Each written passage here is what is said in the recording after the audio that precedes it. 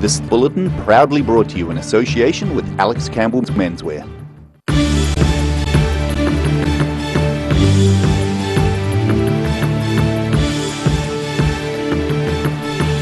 Tonight on The South Today, more than 50 Otago University medical students have their qualifications withheld following an overseas travel rort. A young tramper gets rescued near the Haast Pass thanks to non-digital communication.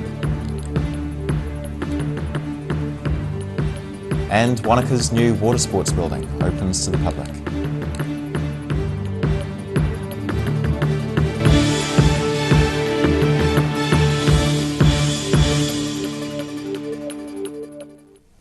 Kia ora, good evening. I'm Simon Anderson. Over 50 University of Otago medical students have had their qualifications withheld after the tertiary institution found an overseas placement rort is much wider than first believed. The university says after it identified the problem with a handful of students involved, faculty says it's a much bigger problem. The careers of more than 50 Otago University medical students hang in the balance following an overseas placement scandal. Those are the numbers that have actually fronted up. I think, yes, I am surprised, and what more can I say? Dean of the Otago Medical School, Professor Barry Taylor, says the medical school is extremely disappointed by the extent of the issue. On the basis of the information gathered, 53 students, or about 20%, have had their qualifications withheld. I think there is a broad cultural issue here of entitlement. I think our society has groups of people who feel very self-entitled. If you're earning $2 or $3 million a year, you feel pretty self-entitled. If you're senior medical staff, you're often feeling quite self-entitled. The University of Otago says the failure to complete an elective does not mean that a person lacks the skills to function fully as a first-year doctor. Professor Barry Taylor says it is not something that happened in his day. I think that if you go back long enough, go back 30 years and you can talk to people who did electives. I did an elective myself more than 30 years ago. I did mine in New Zealand and I didn't take any time off. I worked very hard. But there has been I think an evolving culture, an international evolving culture of people taking more and more time. So I think it's evolved over time and then probably fairly rapidly escalated. The university is working with the Medical Council to identify a restorative pathway which may allow students involved to begin contributing to the health system without delay. In Dunedin, The South Today. Police are on a manhunt for 31-year-old Samuel Sampson in relation to the death of a 22-year-old woman whose body was found at an Invercargill motel yesterday. Police say Sampson is considered dangerous and should not be approached. Police were seen guarding a unit at the Bavarian Motel in Invercargill following the discovery. The room in question had been booked by a guest, but she would not provide any further details, citing privacy. A neighbour in the area said they had not heard anything or seen anything suspicious. Police are speaking to witnesses and support is being provided to the woman's family. The investigation is in its early stages and police wish to speak to anyone who saw or heard anything suspicious in between Wicker Street and West Plains Road between 9 p.m. on Saturday and 9 a.m. on Sunday. A young tramper who got into difficulty near the Haast Pass on Saturday afternoon had to resort to non-digital communication to raise the alarm. The area is well out of cell phone range, but the tramper managed to signal that she was in trouble from the far side of the flooded Haast River. The rapidly rising Haast River trapped a young tramper on the wrong side of the river, well out of cell phone range on Saturday. Well, this afternoon we've had a motorist called in the back door with a report seeing a young woman stuck on the other side of the Haast River, coming off the Bristol track. We believe she's come down from the hut, got to the river crossing beside the highway and hasn't been able to get across because of the high rainfall and the high river fall. The tramper waited for the arrival of the Wanaka Swift Water Rescue Team, which successfully floated her across the river on an inflatable raft. It's like a sled and it's kind of designed for floating a patient across gentle moving water. Team member Dave Casady says the team was on a canyon training search and rescue course in Wanaka when it got the call. Casady says the tramper did all the right things by staying put. It's probably 2.5 to 3 hours hiking, pretty much straight uphill. It's a pretty arduous tramp. But she was on her own, and so she obviously used a bit more caution, and she actually used all the right skills, I think. The woman had been on an overnight trip to the Brewster Hut, about 2 or 3 hours walk above the river. Detective Al Lee says the woman attracted attention by waving to motorists across the river in the car park. She stayed over there, and I think some people have been, some motorists or sightseers have come in here, walked down to the river and actually seen her across the river waving out. So, good old hand signals. Detective Lee says she appeared remarkably well, but was taken away in a Makarora Volunteer Rural Fire and Emergency van as a precaution. More heavy rain fell in the area yesterday, and more is expected today. In Haast, the South Today. A house has been hit by lightning near Palmerston this afternoon as wild weather hits large parts of the South Island. Fire and Emergency New Zealand received a call just after 1 p.m. reporting a lightning strike on the Palmerston-Hampton Road. The strike blew fuses and blew over points of a wall, but no one was injured in the strike. A fire appliance from Palmerston North attended. The new $2 million water sports building on the Lake Wanaka foreshore was opened to the public for the first time at the weekend. Representatives of the groups set to use the building were on hand to explain how big an asset the controversial lakeside development will be. Public open day for the new water sports building on the shore of Lake Wanaka on Sunday. The plans for this building have been mired in controversy, and it took 7 years of planning and consents to get the facility up and running. Opponents were worried it would set a precedent for more lakefront development and ruin the character of the shoreline. Wanaka Water Sports Facility Charitable Trust Chairman Mike Sidey is inviting all detractors to have a look at the final result. You know, once they see the building, which is what they're doing now, overwhelmingly positive and saying, gosh, it's not nearly as bad as we thought it would be. The $2 million spent on the building included $400,000 fighting opposition to get consent for construction, leaving the charitable trust out of pocket. We're about $225,000 short, but we have loans to cover that at the moment. The problem is we can't get bank loans, we've got to do it through personals because we're not a business. Wanaka's rowing club has been storing their boats at the AMP showgrounds some distance from the lake, and the new building will make things easier and safer for the rowers. We normally need to wheel them about 350 metres across, down through the paddock from the showgrounds, down across the road and through the traffic, so now we can just go straight out the shed. With the lake level high after recent rains, the building is currently just a metre or two from the lake edge. And Sidey says he's very happy the building didn't turn out to be like a nondescript barn. The architect and I have fought all the way because I've tried to cut the costs and he said no. And it's a battle that I'm very pleased I've lost. He's produced something that it's ageless really, and if you look at the outside, the Corten steel and the cedar, we couldn't be happier. It fits in just beautifully. Gibson says he expects membership to grow with the new facility, meaning a welcome headache of needing more coaches and boats. It puts a lot of good challenges before us, more equipment, more coaches, more coach boats, so there's a lot of things to come yet. In Wanaka, the South Today. Still to come on the South Today. Oamaru celebrates the reign of Queen Victoria over the last weekend, and an upgrade to Queenstown Hospital includes a CT scanner paid for by public donations. See you after the break.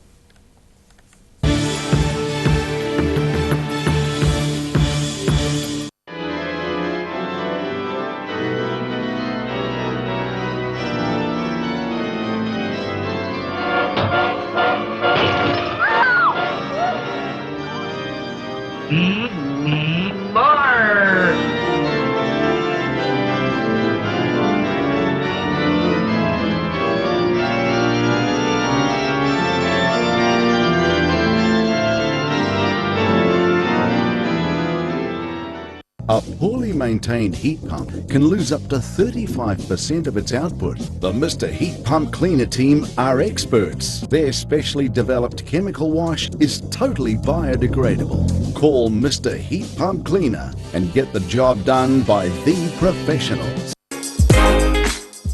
Larnach Castle is proud to showcase their new retail space. Simply purchase an annual garden pass for year-round access to the garden, cafe and gift shop, or apply for a host card giving you full access to the castle, ballroom, cafe, gift shop and garden when accompanied by a full paying guest. Check out the website for full terms and conditions.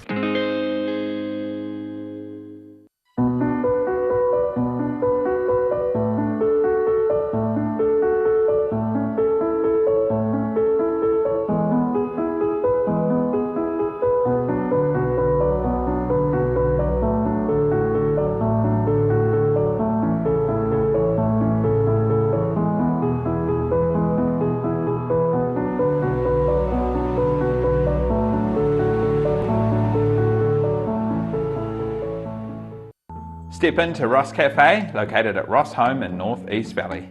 We have a great range of hot and cold food, friendly service and a warm atmosphere that you are sure to enjoy.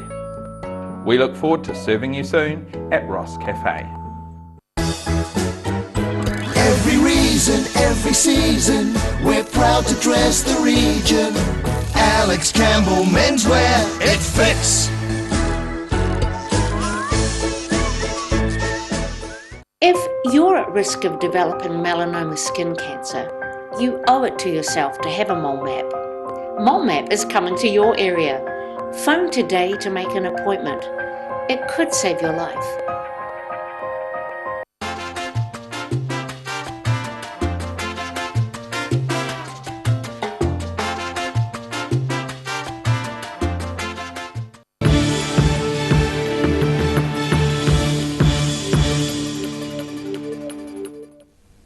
No mai anō, welcome back. Oamaru's annual Victorian Heritage celebrations started last Thursday and were in full swing over the weekend. Wheels was the theme for this year's celebration of how things were during the reign of Queen Victoria.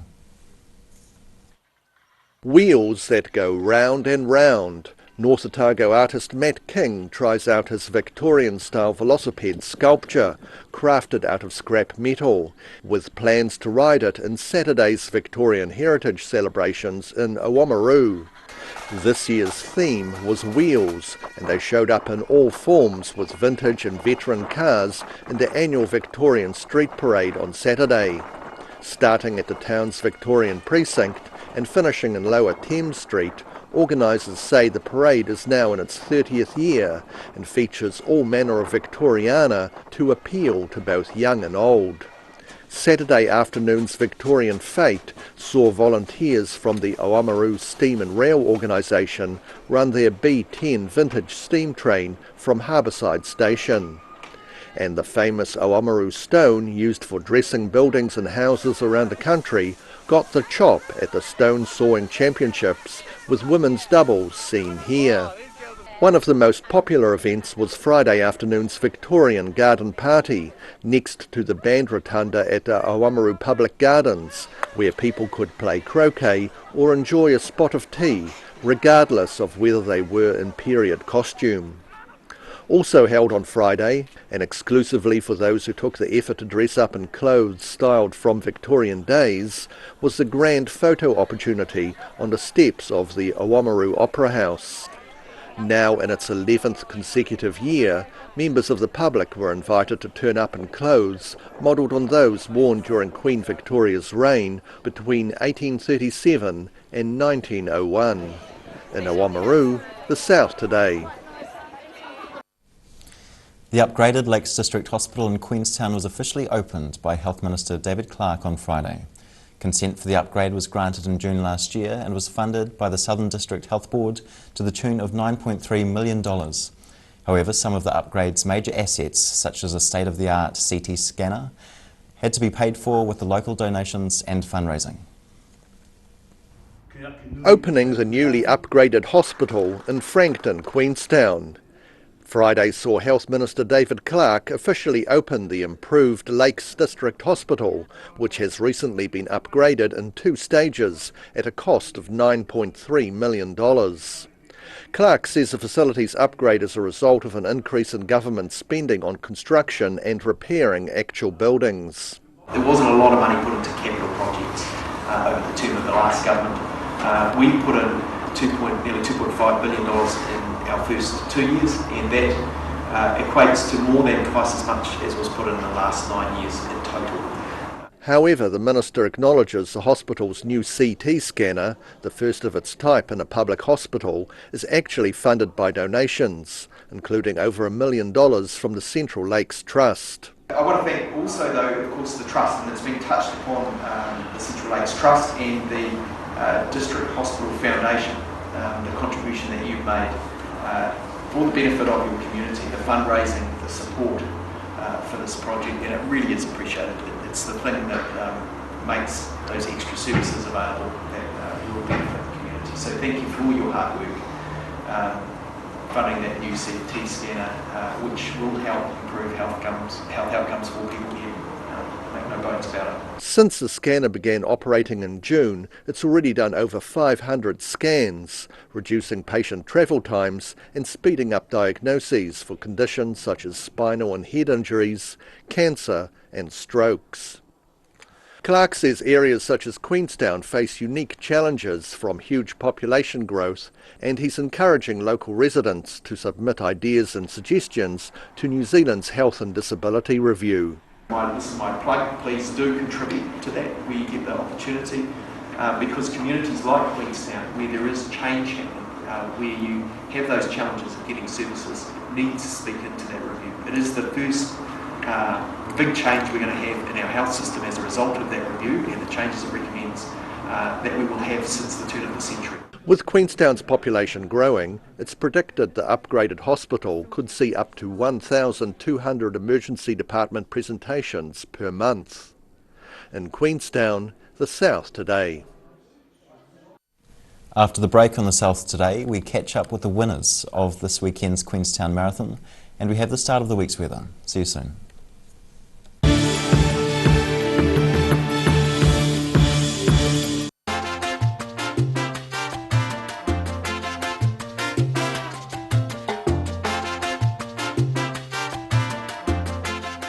If you're at risk of developing melanoma skin cancer, you owe it to yourself to have a mole map. Mole Map is coming to your area. Phone today to make an appointment. It could save your life.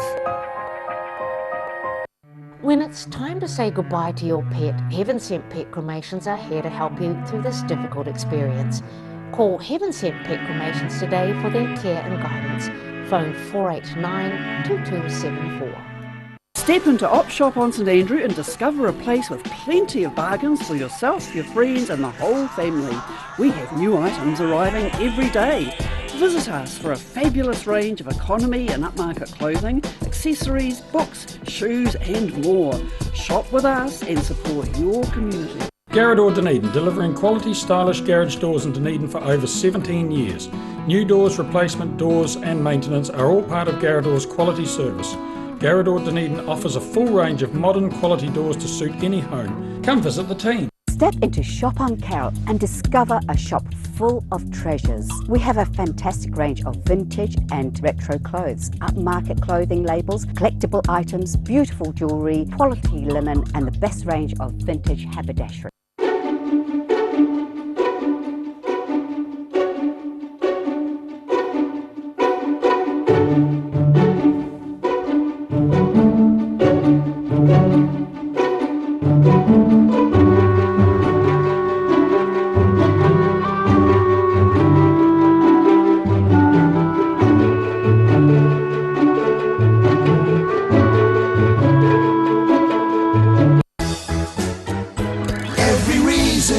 Season, we're proud to dress the region. Alex Campbell Menswear, it fits.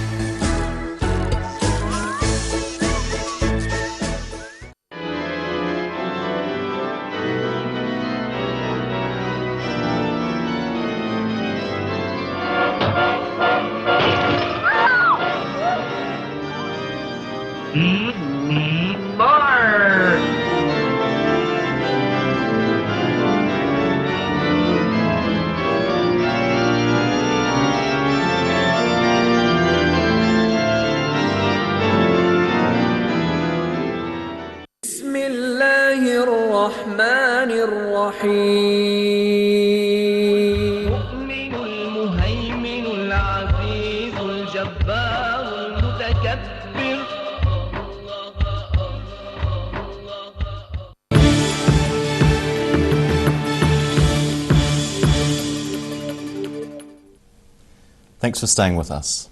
A group of Wakatipu Rugby Club players received the loudest cheer of the day at the Queenstown International Marathon as they crossed the line in their Speedos. The runners braved soggy conditions to complete the 21-kilometre half-marathon course, bare-chested in about 2 hours and 16 minutes. To the victors go the medals at the finish line of the Queenstown International Marathon. 9 brave rugby players embraced after crossing the line, having run in their Speedos, raising $6,000 for the Prostate Cancer Foundation. About 12,000 runners who took on the various distances, with 2,700 runners finishing the 42-kilometre course. The half-marathon attracted more than 5,900 runners, with around 3,000 taking on the 10-kilometre run.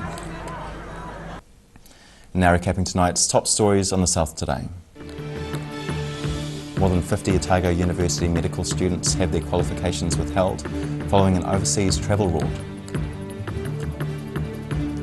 A young tramper has been rescued near the Haas Pass thanks to non-digital communication, which helped her alert passers-by.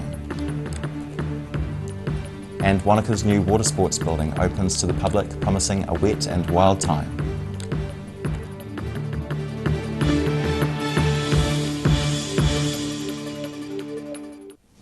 And now for a look at what's happening in tomorrow's ODT, we welcome Hayden Meikle. Good Hayden. Good evening, Simon. How are you? I'm well, thanks. How are you doing? Excellent, excellent. It's one of those nights where there is a lot happening, a lot of fairly heavy-duty stuff, a bunch of big stories in tomorrow's paper. What have we got? Obviously, following up the homicide inquiry in Invercargill, we have the latest out of police of that. A person has died following a workplace incident near Alexandra, so we're chasing that to see what the story there is. And some major court cases as well. So as I say, a lot of big, heavy stories. Mixed in with that, a real licorice all sorts day. We've had a great lightning strike up near Palmerston, and I believe our Peter McIntosh has been up there with his camera to get a cracking photo of a tree that might have been sort of cracked in half from a lightning strike. So I'm looking forward to seeing that. More on the medical student story, obviously, and the travel route, the latest news out of that. Big regional story, the Wool On event, which I only know a little bit about, sort of a wearable arts type event, moving from Alexandra to Cromwell. So that's going to cause a lot of reaction from some of our Central Otago readers, I'm sure. We've got a chaser in town. I don't know if you know the television show The Chase, Simon, if you're a keen I've seen it one or two watcher times, of The Chase. It's a great show, it's a lot of fun, and one of them was here today in Dunedin, Sean Wallace, the Dark Destroyer is his name. He was in Dunedin today. He was at Emerson's at some stage, pulling pints. I'm not sure what else he was doing. Maybe he was asking some questions while he was there, or answering some questions. So we've got a yarn with him about what brings him to Dunedin. Interesting sport, rugby playing numbers are up in Otago at a time, I guess, when rugby, like a lot of traditional team sports, is really struggling to keep kids involved. Rugby playing numbers are up in Otago, and I suspect a big part of that will be girls and females playing rugby, which is great. And school tournament week, it's summer sports week with a million different kids and a million different sports all over the show playing stuff. So I think we've got a couple of good images from some of the sports being held around Otago in the south. So yeah, who knows what else? It's a good sized paper tomorrow. There'll be lots in it. That's great, Hayden. Looking forward to it. Thank you very much. Now time for a look at the weather. Tonight's weather proudly brought to you by Mole Map. Beginning with today's Southern View, a place of inner city tranquility at Dunedin's Chinese Gardens. Looking at the situation, cold tomorrow with rain developing as a front and trough develop over the region. A cold southwesterly airflow will ease on Wednesday, ahead of some milder winds by the end of the week. Starting off at the northwest of the South Island, Greymouth and Westport are set for grey skies, rain and 14 degrees. Across to the northeast, Nelson and Blenheim can expect clouds, showers and 18 degrees.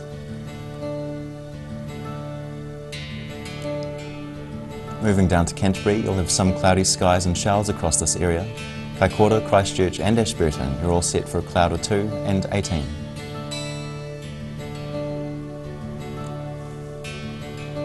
To the southern outlook, Balclutha, the Catlins, Lumsden and Gore can all expect fresh southwesterlies and rain. Each of you are looking at 13 degrees. Up in central, Alexandra and Wanaka are in for gusty westerlies and thunderstorms tomorrow with 15 degrees. Queenstown is similar with 14 degree high, and Te Anau has fresh southwesterlies and rain with 13 degrees. To the northern towns, Timaru has gusty westerlies with some rain and 17. Oamaru is in for southwesterlies later and also has some showers with 16 degrees. Twizel and Omarama can expect gusty westerlies with thunderstorms and 15 degrees.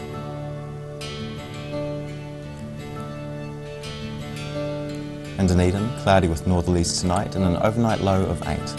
Thick, high cloud and a few sunny periods tomorrow with mild northerlies in the morning. Colder, moderate southerly winds developing in the afternoon, a high of 16 and a low of 6. Fine with sunny periods on Wednesday morning, but cloudy in the afternoon with some showers developing, a high of 12 and a low of 7.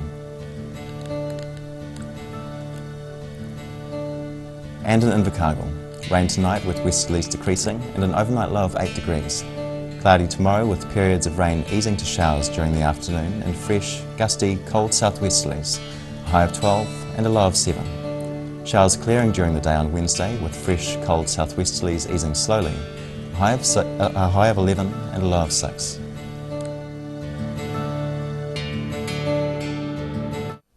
That's the news this Monday. For the latest news from the southern region, head online to odt.co.nz and follow Channel 39 on Facebook and YouTube. Have a great evening and week. Ka kite anō.